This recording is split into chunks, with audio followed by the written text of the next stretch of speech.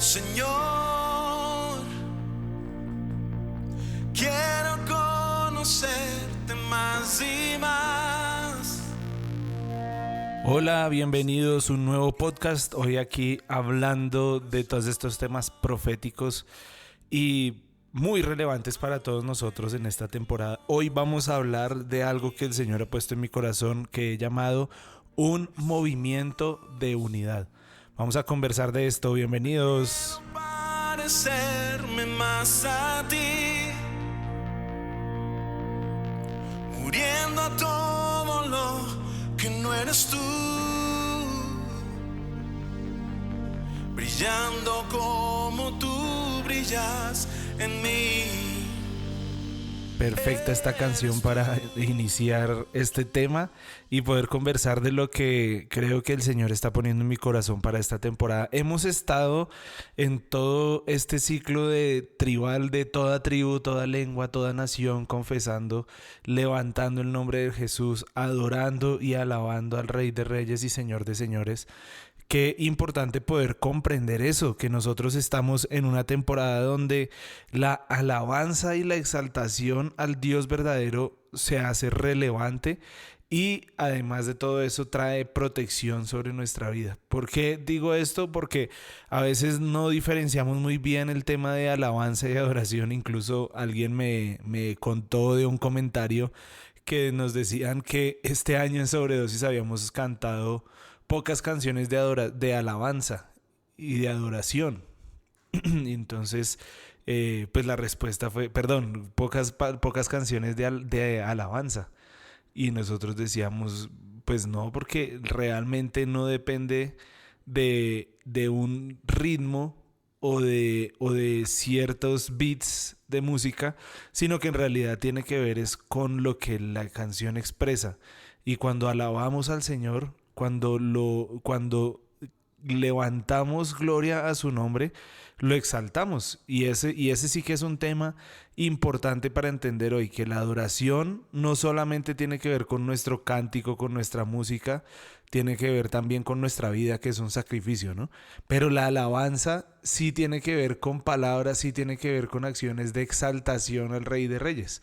Eso sí tiene que ver mucho en esa línea. Por eso cantamos y por eso hablamos de las 7 palabras que aparecen, que David mismo hace referencia de alabanza, de exaltación a Dios, diferentes formas en las que reconocemos su grandeza, su bondad. Y esa sí que es en este momento la clave. Y eso es parte de lo que hemos hablado en Tribal y de lo que hemos tratado de desarrollar. Esto para darte como una base de lo que quiero empezar a desarrollar hoy y mañana, que es toda esta expresión de todos en su forma, en sus lenguajes. El Señor ama a las naciones, el Señor ama las lenguas, el Señor ama las culturas. De hecho, si no, sería muy aburrido, como lo expresaba en alguna enseñanza. Pensaba que eso era una gran coral diciendo santo todo el tiempo, pero viendo la expresión de toda lengua y toda cultura alabando a Dios debe ser una cosa espectacular, una fiesta increíble que nos llena de alegría.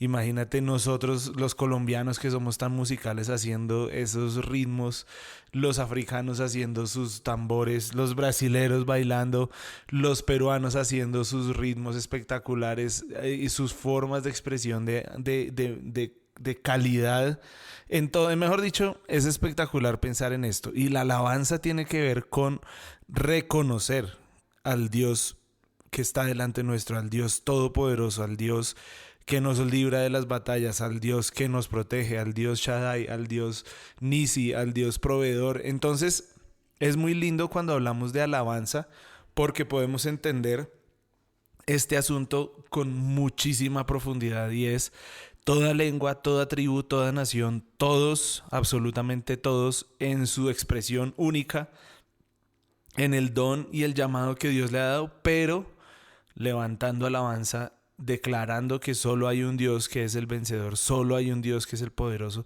Y en ese tema creo que es lo que necesitamos conversar hoy, porque es que hay un mover de Dios, o hay una temporada. Recuerdan, no sé si recuerdan, alguno ha escuchado, de pronto no ha escuchado o se le ha olvidado un poco, cómo el pastor Edgardo nos ayuda a explicar el tiempo. Incluso nuestro amigo John West también en la conferencia profética hizo una enseñanza acerca del tiempo espectacular, pero el tiempo es como un péndulo y un círculo que va ascendiendo, y son momentos en los que una temporada, un tiempo de plenitud, no el Cronos sino el Kairos, da una oportunidad, da un momento específico para que algo del Espíritu suceda. Y este es un tiempo donde Dios está hablándonos de un movimiento de unidad, de un mover de unidad que se está levantando sobre las naciones, donde el Señor nos está diciendo que tenemos que movernos en una unidad especial, donde nos está invitando a eso y donde además hay un tiempo de favor específico para esto. Es decir, que hay un espacio especial de Dios para nosotros como sus hijos, entendiendo el llamado y ponernos en unidad. Mira lo que Juan 17 del 20 al 26 dice. Esta es Biblia de las Américas. Pero no ruego solo por esto, sino también por los que han de creer en mí por la palabra de ellos, para que todos sean uno, como tú, oh Padre, estás en mí y yo en ti, que también ellos estén en nosotros, para que el mundo crea que tú me enviaste. La gloria que me diste les he dado para que sean uno, así como nosotros somos uno, yo en ellos y tú en mí, para que sean perfeccionados en unidad, para que el mundo sepa que tú me enviaste y que los amaste tal como me has amado a mí. Bueno, ahí sigo, ahí tiene todo el desarrollo de la gloria de Dios para nosotros, pero hay una cosa muy linda, y es que Jesús mismo está diciendo, mira, yo quiero que ellos sean uno como tú y yo somos uno, y esa va a ser la forma en la que la gente sabrá que yo soy real. Imagínate eso. Hay una realidad esperando una expresión de la realidad y la verdad de Jesús en el mundo, que está esperando, que depende 100% de nuestra unidad. Así como el Padre y Él son uno, dice que nosotros también podamos ser uno. Ahora, ¿a qué se refiere eso? Que todos estemos en un campo que, como tipo la escena de los hippies, un arco iris, todos agarrados de las manos y todos felices, y no hay peleas y no hay cosas. No, al contrario, está diciendo que podamos entender que la unidad va más allá, se extiende un poquito más allá, y es a pesar, más bien, no una ausencia de conflicto, sino que a pesar del conflicto, nosotros procuramos mantenernos en unidad, nos procuramos mantener en ese ejemplo que hemos visto a Jesús con el Padre. Ahora, si tú piensas que todo el tiempo estaban de acuerdo, pues recuerda la escena donde está Jesús en el Getsemaní a punto de empezar todo ese proceso doloroso de la crucifixión, y dice, si llega a ser posible, pues quita esta copa de mí. O sea, hay un momento en el que el Padre está necesitando cumplir esa misión de una manera, él sabe cómo se necesita, pero por el otro el Hijo está diciendo, pues a mí no me gustaría, pues obviamente, porque él sabía lo fuerte que venía, no solo a nivel físico, sino a nivel espiritual, todo lo que iba a acontecer. Pero es un buen ejemplo de que en una unidad perfecta no quiere decir que todo el tiempo estamos sincronizados en nuestras mentes y pensamos que todo es absolutamente perfecto. No, al contrario. Entendemos que en medio de esas diferencias hay uno que es el mediador entre todos nosotros. Por eso la unidad es la única forma que nosotros podamos lograrla es una manera sobrenatural, que es la unidad en el espíritu. Unidos en un mismo espíritu. En un mismo espíritu podemos hablar un mismo lenguaje.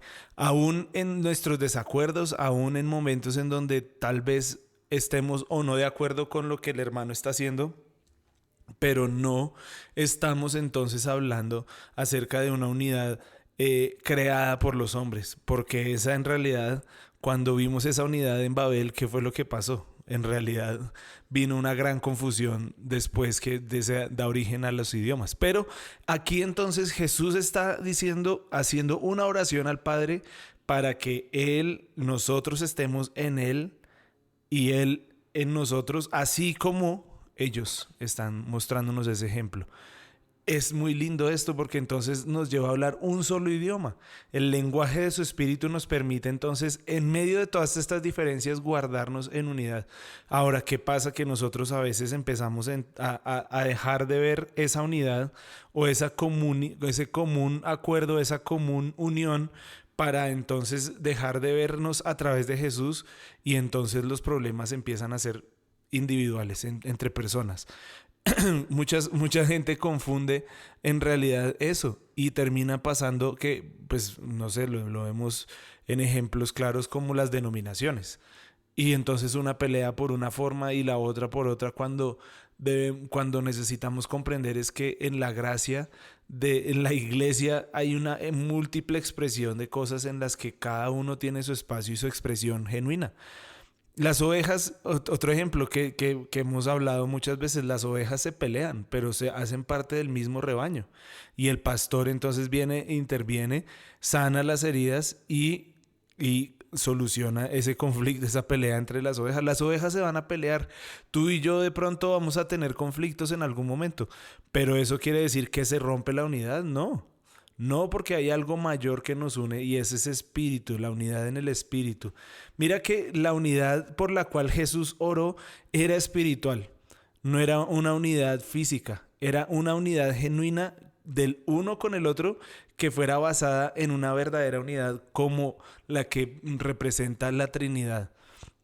Y ese tema sí nos daría para hablar un montón, porque la Trinidad es la comunidad divina y es la común unión, el común acuerdo de tres individuos, pero que son uno, que se expresan como uno solo. Y tú crees, en algún momento sus roles se intercambian y es una comunidad hermosa donde todos tienen unidad en su acuerdo, donde están unidos en un mismo espíritu y en una misma función. Obviamente es el Dios todopoderoso, ¿no? Pero es un gran ejemplo porque Jesús mismo es lo que ora para que nosotros experimentemos en esa misma dinámica, en ese mismo sistema que la Trinidad tiene. Por eso la unidad y este movimiento de unidad en el que Dios está dándonos ese favor, tiene que ser una unidad del Espíritu.